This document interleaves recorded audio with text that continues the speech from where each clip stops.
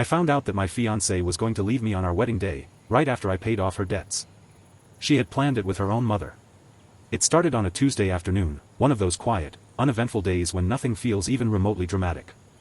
I was finishing up drawings for a commercial renovation project in my home office. The house was silent except for the low hum of the HVAC system. I remember thinking I'd make coffee after emailing the final schematic. Completely ordinary thoughts for a completely ordinary day. Then the tablet on the shelf lit up. We rarely used it. It sat there mostly as a backup device for when guests needed something to watch or when Claire, my fiancée, wanted to look up recipes while cooking. It was synced to our shared cloud account, which meant notifications from our devices sometimes bounced onto it. Usually I ignored them. But this time, maybe the light hit my peripheral vision at the right angle, maybe the silence made it more noticeable. I glanced over. A text preview appeared. Any luck getting him to talk about the loans? The sender was labeled Mom. Claire's mom. I frowned. It didn't sound like something my own mother would write, and Claire's mother never messaged me. I tapped the notification before I had time to think about whether I should. The tablet opened Claire's messages. The text from her mom sat there alone, and I stared at it, trying to connect it to something I knew. I thought maybe they were talking about her brother, he had some loans. Or maybe it was something about work. But before I could rationalize it further, another message came in. From Claire. Not yet. He's avoiding it. But don't worry, I'll get him to agree before the wedding. Once he pays them off, I'm gone. The air left my lungs so suddenly it felt like a punch. I read it again. And again. On the third read the words seemed to sharpen, like they were etching themselves into the screen. Once he pays them off, I'm gone. It's strange how the body reacts to betrayal. I'd always imagined anger would be the first sensation, something explosive, something that demanded movement. But what I felt was stillness.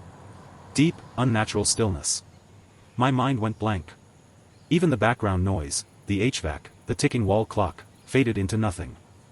I don't know how long I sat there before my thoughts slowly restarted, like a computer booting up after a power outage. The first clear thought that formed was that I needed to save proof. Not to confront her, not to argue, not to scream, just to preserve the truth before it could vanish. I grabbed my phone and took a picture of the tablet, checking twice to make sure it wasn't blurry. Then I emailed it to myself and to a private backup address I kept for project files. Then, cautiously, as if touching something radioactive, I scrolled up. And there it was. A long thread between Claire and her mother stretching back months. At first the messages were vague, little hints about financial stability, getting serious before the wedding, starting fresh financially. The tone wasn't alarming. If anything, it sounded like normal pre-wedding anxiety. But then, as I kept scrolling, everything sharpened into focus. Her mom wrote things like, "Don't make it sound like pressure. Make it about your future together. Work the emotional angle. He's soft-hearted. If you cry, don't overdo it. A little goes a long way." Claire replied with messages that made my hands go cold. "I think he'll say yes if I bring it up again during wedding planning stuff. He trusts me. He thinks we're a team. I almost feel bad, but this will set me up. I just need him to see it as an investment in us." But the worst ones were buried deeper in the thread, weeks before the first mention of getting him to agree. "Claire, what do I do after? I can't leave right away. People will know." Her mom, "Give it a year. Pretend everything's fine. Then say you're unhappy. By then the loans will be cleared, and you'll have options." I stopped scrolling. My hands were shaking, not from rage, just from the shock, the kind that creeps into your bones when the world suddenly tilts sideways. For 2 years I truly believed we were building a life together. We talked about kids, about the kind of house we wanted, about trips we'd take in the future. All the while she was rehearsing lines for a performance. I heard the TV in the living room, a sitcom laugh track. Claire was watching something, completely at ease on our couch, probably wrapped in the blanket I bought her last Christmas. For a moment I imagined walking out there and confronting her. I imagined watching her face as she realized I knew everything. But the thought didn't satisfy me the way I expected. There would be crying, denial, excuses, attempts to flip the story. She was good at playing innocent. I'd seen her pull it off with coworkers, friends, even her own sister. Confrontation wouldn't give me clarity. It would give me noise. Instead, a cold, focused calm settled over me. It felt foreign, but also strangely natural, like a tool I didn't know I had. I took a deep breath, closed the messages, and powered off the tablet. When I walked into the living room, Claire glanced up at me and smiled. "Hey, babe," she said. "You okay?" You look serious. Just thinking about a project, I replied, and my voice sounded perfectly normal, even to me. She nodded and went back to the TV. I looked at her for a moment, not in anger, but in bewilderment at how easily she could sit there laughing, making weekend plans with me, while carrying on a scheme that treated me like an obstacle with a bank account attached. At that moment, I made a decision. I wasn't going to save the relationship. I wasn't going to argue or negotiate. I wasn't even going to warn her. I was simply going to end it, cleanly, quietly, and permanently. But not yet. Before I walked away, I needed to make sure she couldn't twist the story, steal anything, sabotage anything, or drag me into financial danger. I needed a plan. A precise one. And if there's anything architects know how to do well, it's plan. That same night, after Claire went to bed, I sat alone in my office with the lights off, the only illumination coming from the monitor. I wasn't ready to read the messages again, but I also didn't want to sit still. So I opened my financial folders. I had always handled our shared expenses, mostly because Claire seemed overwhelmed by numbers. Or maybe she pretended to be.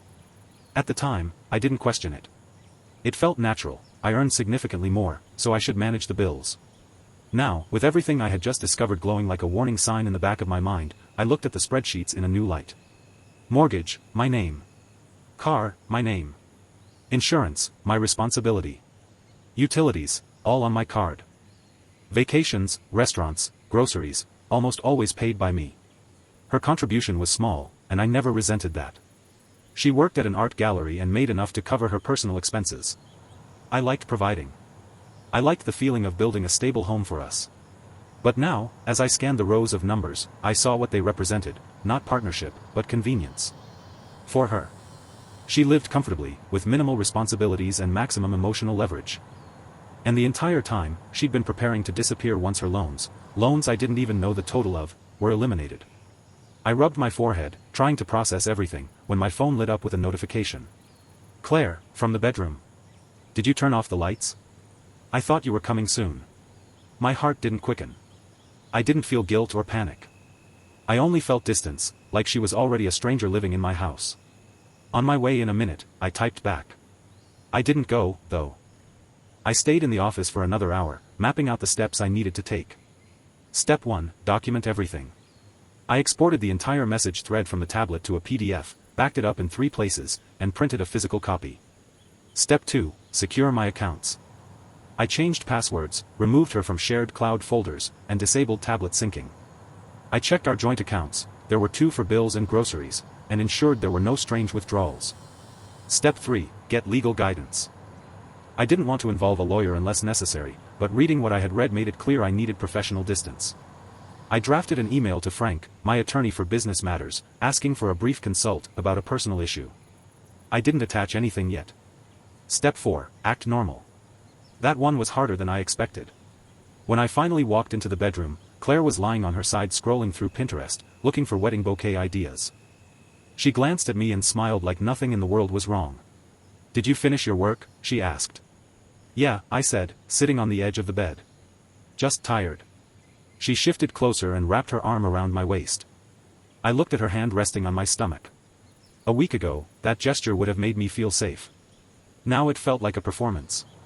I lay down beside her and stared at the ceiling until she fell asleep. The next morning, after she left for work, I called Frank. He picked up on the 3rd ring. Mark. How's the project going? It's not about the project, I said. I found something. I need some advice. He didn't ask for details on the phone. He simply said, come by this afternoon. I drove there on autopilot. His office was a converted craftsman-style house near downtown, warm wood, soft lighting, bookshelves with neat rows of binders. I sat in the chair opposite his desk and told him everything. Not dramatically. Not emotionally. Just the facts. He listened without interrupting. When I finished, he exhaled slowly and leaned back.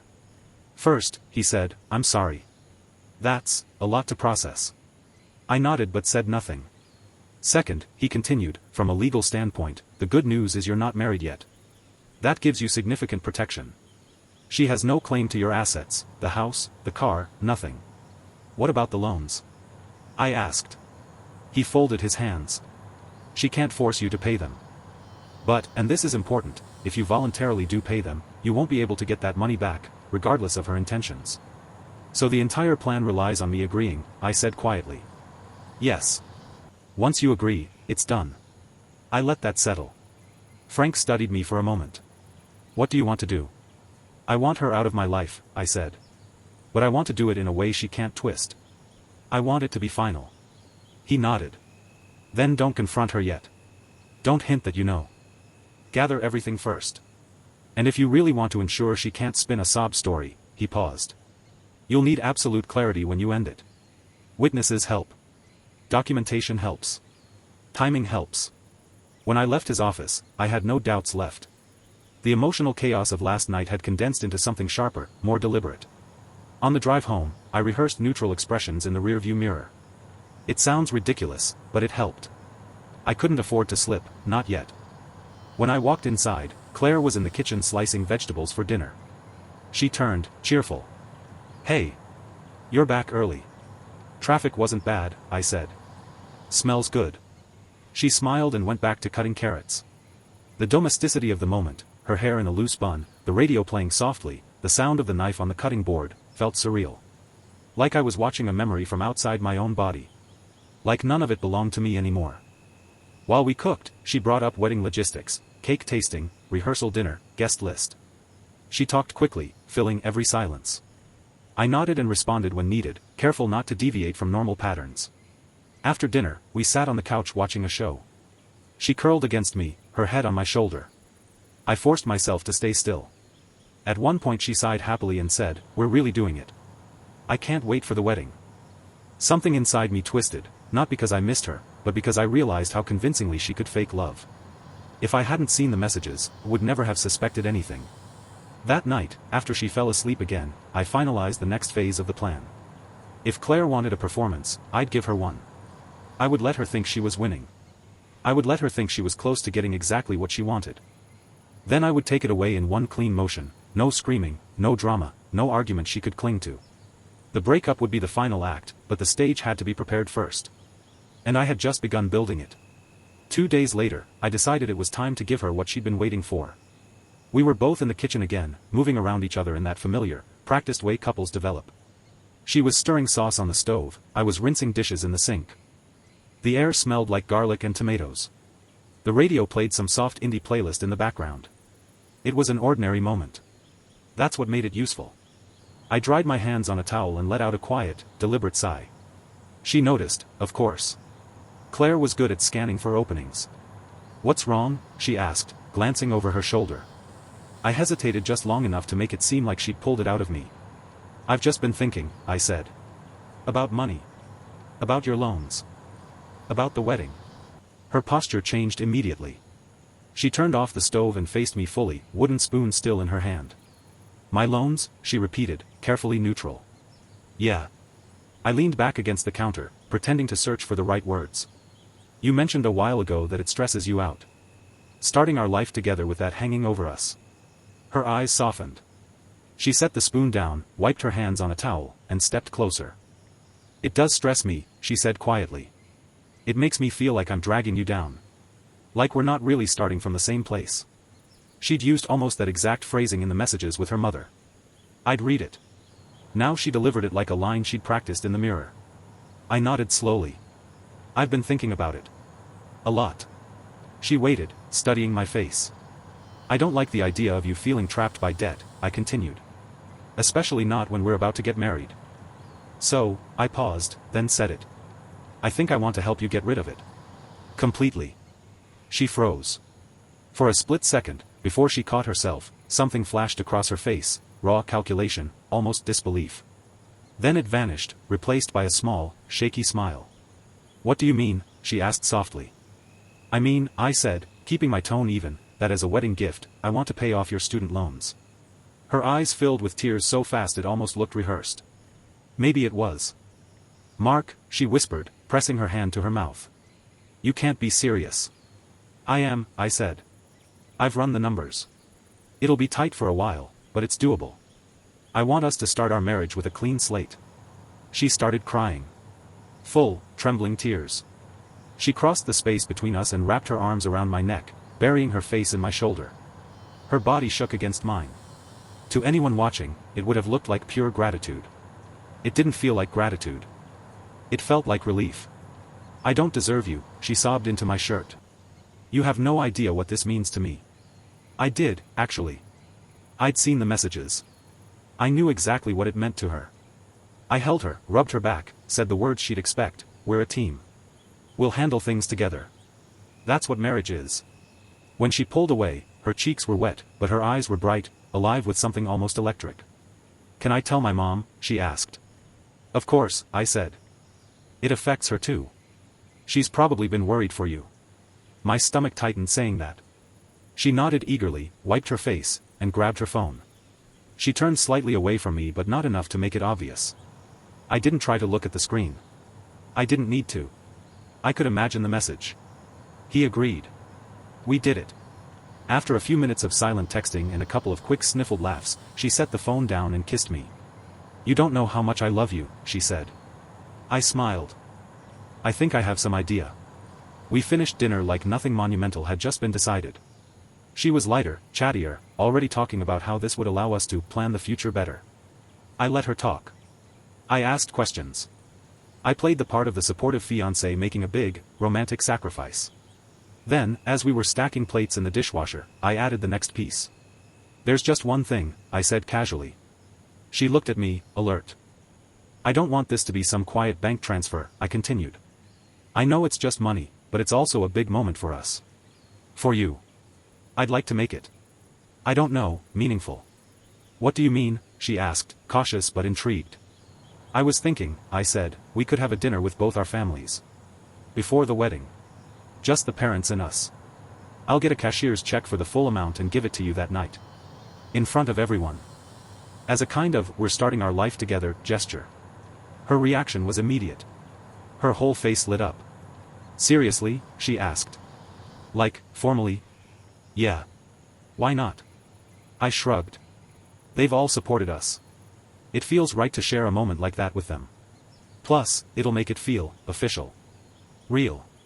She almost laughed from excitement. "My mom will lose her mind," she said. "In a good way." "I'm sure she will," I replied. Within an hour she'd already started messaging her parents, checking their availability, talking about restaurants.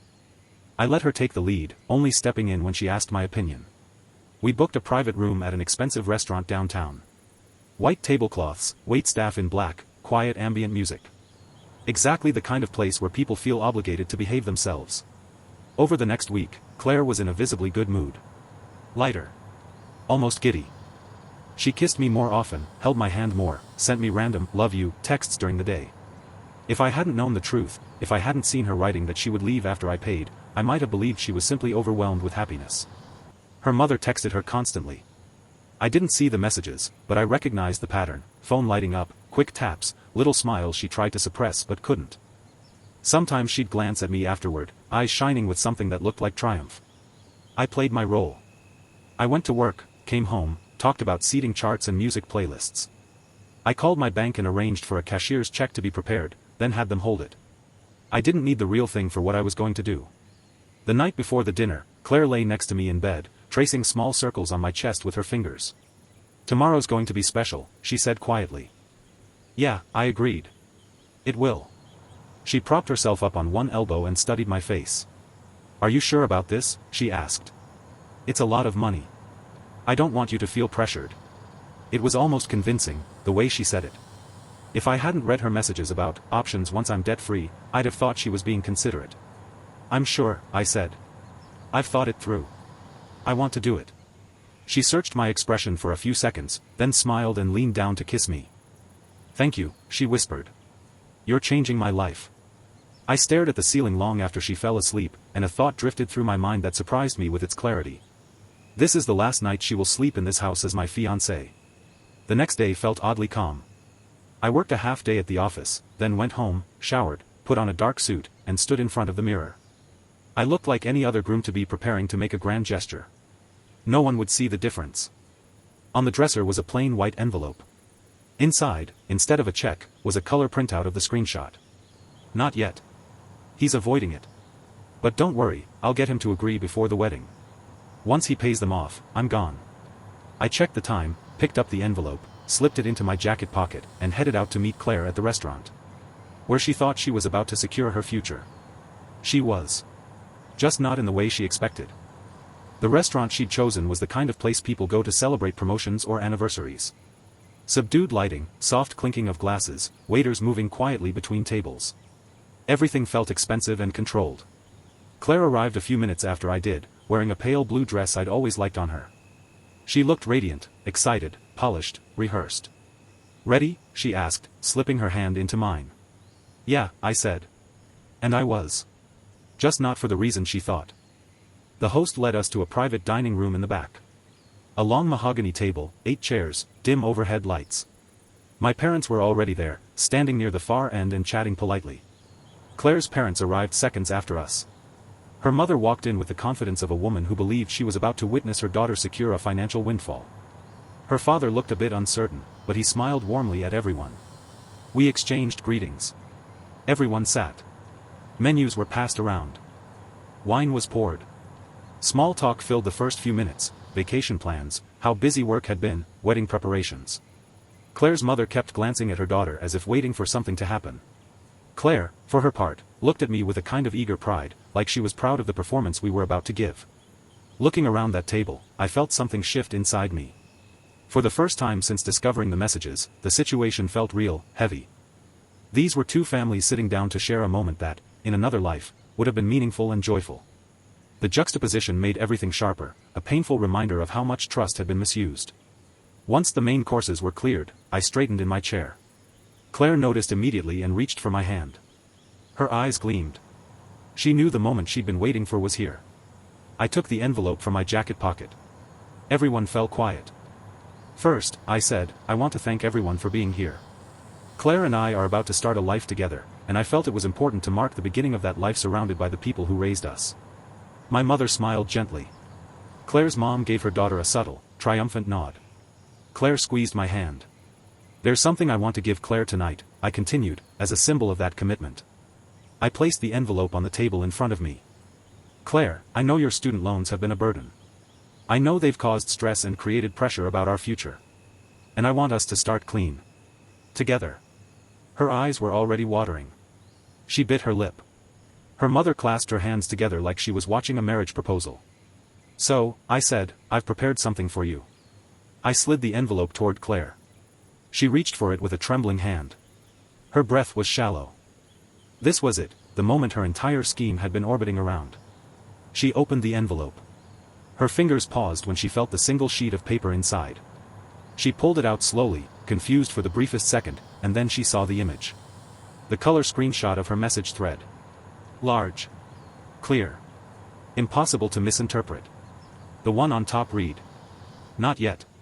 He's avoiding it. But don't worry, I'll get him to agree before the wedding. Once he pays them off, I'm gone." Her face drained of color so fast it was as if someone had flipped a switch. The room froze. Her mother leaned forward, her expression collapsing into something between confusion and horror. Her father straightened in his chair, blinking rapidly. My parents stared, stunned. Claire looked at me, shaking. "Mark," she whispered. What is this?" I didn't raise my voice. I kept it calm, steady. "It's your message," I said. "The one you sent to your mother about your plan to use me to pay your loans and then leave." Her mother made a choking sound. Claire's hands trembled so hard the paper rustled like dry leaves. "That's not," she started, but her voice broke. I reached into my jacket again and pulled out a second, thicker packet. I placed it on the table and slid it across to the center. "These," I said, "are the last 6 months of messages between you and your mother. Including the parts where she coached you on how to manipulate me. And the parts where you discussed when you would leave after the loans were paid." Claire's father reached out and grabbed the packet. He flipped it open. His brows furrowed. His face went tight. He started reading silently, and the more pages he turned, the more his expression collapsed. Her mother sat rigidly, her eyes scanning the sheet in Claire's hands. She didn't deny it. She didn't even blink. A guilty stillness came over her, like she'd been hit with a spotlight she'd never expected to face. Claire's voice cracked. "Mark, please. It's not what you think. I can explain." "No," I said quietly. "You explained everything yourselves. Very clearly." Tears spilled down her cheeks. She reached out, but I pulled my hand back. "The wedding is off," I said. Her mother gasped. My mother's hand flew to her mouth. My father's jaw tightened, but he nodded slightly, silent support. Claire shook her head violently. No, please. Mark, you're misunderstanding, I was just planning, I finished for her. You were planning. Her father closed the packet and set it down. He looked at his wife first, anger flickering beneath shock. Then he looked at Claire. His voice was low, pained. Claire, tell me this isn't real. She sobbed harder. Dad, I didn't mean it, it was just, Mom told me, I didn't. Her mother snapped, don't put this on me. Everyone stopped. It was the first honest thing she'd said all evening. I stood slowly. I'm done. I'm not staying here to watch the two of you rewrite reality. I've made my decision. Claire reached toward me again, desperate. Mark, please, we can talk about this, not here, not in front of. I stepped back. I'm going home, I said. My parents are coming with me. You can collect your things tomorrow. The locks will be changed tonight. My mother rose quietly. My father stood beside her. Claire's father remained seated, staring at the table, his expression crumpled with humiliation. Claire tried to stand, reaching my direction. Mark, don't leave. Please don't leave. Please, don't do this. But I did. I walked out with my parents behind me and left Claire, her mother, and her father sitting in the wreckage of the life she thought she'd engineered. As the door closed behind us, the last thing I heard was Claire's sob, loud, raw, desperate. It didn't move me. Not anymore. When we reached the parking lot, my mom exhaled shakily. Oh, Mark, she whispered, touching my shoulder. I'm okay, I said. And I was. Not happy. Not angry. Just, resolved. That night, while Claire called me 15 times in an hour, I ignored every ring. I sat at the kitchen table with a cup of coffee, listening to the quiet hum of my house, and felt something I hadn't felt in weeks. Clarity. When the calls stopped, the messages began. First, we need to talk. Then, please answer. Then, you're ruining everything. Then finally, you can't do this to me. My reply was short. I didn't do this to you. You did. I turned off my phone, leaned back in my chair, and exhaled. The hardest part was over. But the fallout hadn't even begun. And I knew, without a doubt, Claire wasn't going to walk away quietly. I expected silence the next morning, maybe a few angry texts or a long apology message written in panic at 3 a.m. But Claire was never someone who disappeared when she wanted something. She pushed. She pressed. She tested boundaries until they snapped. At 8:12 a.m., my phone lit up with a voicemail from an unknown number. I didn't need to listen to know it was her. I made coffee first. Fed the dog. Opened the blinds. I took my time because I knew whatever she said, it wouldn't change my course. Finally, I pressed play. Her voice came through the speaker strained, already cracking under stress. Mark, please. I know you're angry. I know it looks horrible. But you have to listen to me. My mom pushed me into it. She kept saying we needed security, that it was normal for couples to help each other financially. I never meant to hurt you. I love you. Please just talk to me. She inhaled shakily. I'm going to your parents' house. I have to explain what happened, or they'll think I'm some monster. I need them to know I'm not what those messages look like. Please. Please don't let them hate me. The message cut off. I stared at the phone for a moment. Then I called my dad. He answered instantly. Morning, son. She's coming, I said. He didn't sigh, or swear, or sound surprised. He just said, let her. I drove over, but by the time I arrived, the show had already begun. My parents live in a modest brick house in a quiet cul-de-sac. The lawn was trimmed, the hedges neat. Everything about the place radiated order. Stability. The kind of environment Claire thought she could manipulate. I parked at the corner and walked up the sidewalk. Before I reached the door, I heard voices from inside, muffled but intense. I stepped inside without knocking. My dad had already told me the door would be unlocked. Claire was in the entryway, tears streaking down her face, her hands clasped as if she were pleading for her life. My mother stood a few feet away, arms folded, expression cool and tight, like she was fighting the urge to slam the door in Claire's face. My dad stood between them, calm and composed, too composed. That was always the warning sign. Mark, Claire gasped when she saw me. Thank God. They won't listen. That's because you're lying to them, I said. She shook her head frantically. No, I'm not lying, I swear. Yes, those texts look bad, but my mom pushed me, she twisted everything. Your mother didn't type your fingers, my dad cut in, voice low. Claire turned to him, her tone shifting into a pleading cry. I made a mistake. A horrible mistake. I was scared. Scared of what? He asked. She swallowed, her voice dropping into a near whisper. Of being trapped by debt. Of disappointing Mark. I thought if we started clean, our marriage would be stronger. My dad stared at her with steady eyes. Then why did you plan to leave once he paid? She froze. He continued. Why tell your mother you'd stay a year so it wouldn't look suspicious? Why discuss options once you're debt-free? Why say, and I quote, once he pays them off, I'm gone? Her face crumpled. I didn't mean it. I said stupid things when I was stressed, I wasn't thinking clearly. My dad tilted his head slightly. You were thinking clearly enough to write paragraphs of detailed planning. That wasn't, she tried, but he held up a hand. No. Stop. Enough. Claire's breath hitched. My mom stood silently behind my dad, lips pressed into a thin, cold line. You came here to manipulate us, he said sharply. The same way you tried to manipulate our son. You're not here to apologize. You're here because you lost. And now you're scrambling. Claire's eyes filled with fresh tears. Please. You know I loved him. My dad's voice hardened. If you loved him, you wouldn't have plotted to dismantle his life behind his back. She flinched like the words physically struck her. Silence settled. Heavy. Suffocating. Then, another knock on the front door. My mom muttered, "Oh, for heaven's sake," and opened it. Claire's parents stood there. Her father, John, looked exhausted, embarrassed, shoulders slumped. Her mother, Susan, wore a mask of forced concern, the kind she used at social events. We're so sorry to come uninvited, John began. This situation has gotten out of hand. We just need to clear up some misunderstandings. There are no misunderstandings, my dad said calmly.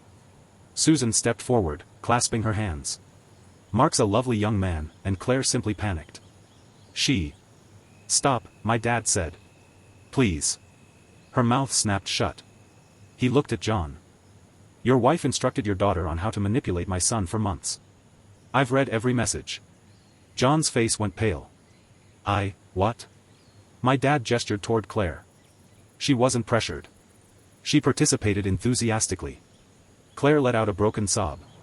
Dad, please don't listen to him. But John didn't look at her. He looked at his wife.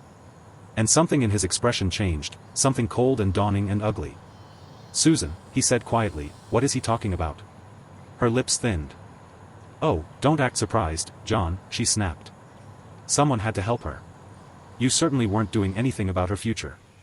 I watched the hurt hit him like a physical blow. You destroyed her, he said, voice trembling with anger. You turned her into this. No, my dad said firmly. Claire made her own choices. She knew what she was doing. We all stood there, suspended in the fallout of truth finally dropped into the center of the room. Then my dad ended it. Claire, he said coldly, you are no longer part of this family. You will not contact Mark again. You will not come to this house again. If you continue to push, we will involve the police. Do you understand? She stared at him through shaking breaths. You can't do that. I didn't commit a crime. Conspiracy to commit fraud is a crime, he said. And so is harassment. John's knees seemed to wobble. Susan blinked rapidly, pale as chalk. My dad stepped aside and pointed toward the door. Leave. Claire didn't move at first. For a split second, she looked at me with an expression I had never seen on her, raw, shaken disbelief. As if she'd finally realized there was no version of events where she could win. Then her father took her gently by the arm. Come on, he said softly, brokenly. Susan followed silently. No one spoke as they stepped outside. When the door closed, the house felt heavier and lighter at the same time. My mom exhaled shakily. Oh, Mark. I didn't answer. I was staring at the door, listening to the muffled sound of raised voices from the driveway. Claire's family was already fighting. The aftermath unfolded faster than I expected. John called me 2 days later, not to defend Claire, not to beg, but to apologize. He told me he'd read every message. That he was ashamed. That he and Susan had separated for the time being. He said Claire had moved back home temporarily, but that home was a battlefield. I told him I didn't hold anything against him. He sounded relieved. Tired. Defeated. Claire never contacted me again after that final attempt at my parents' house. But I learned through a friend, one who still worked with someone who knew her from the gallery, that she was drowning financially. Her father had pulled all support. Her mother had lost the moral leverage she'd built their entire dynamic on. The gallery cut her hours because she'd been too emotionally erratic at work. Her loans, all $150,000 of them, remained untouched. And her carefully constructed escape route? Gone. I didn't celebrate her downfall. I didn't enjoy hearing about it. But I can't lie. There was a dark, quiet satisfaction in knowing she would finally have to face the consequences of choices she once thought she could outrun. About a month later, I stood in my office, looking over a new project, one I'd pushed aside during the chaos. A blank layout. An empty lot waiting to become something. And for the first time since everything happened, I felt something unfamiliar but welcome. Relief. Space. Possibility. A clean site. The demolition was complete. Thank you for watching the video. Like it if you watched the video to the end and don't forget to subscribe. Have a nice day.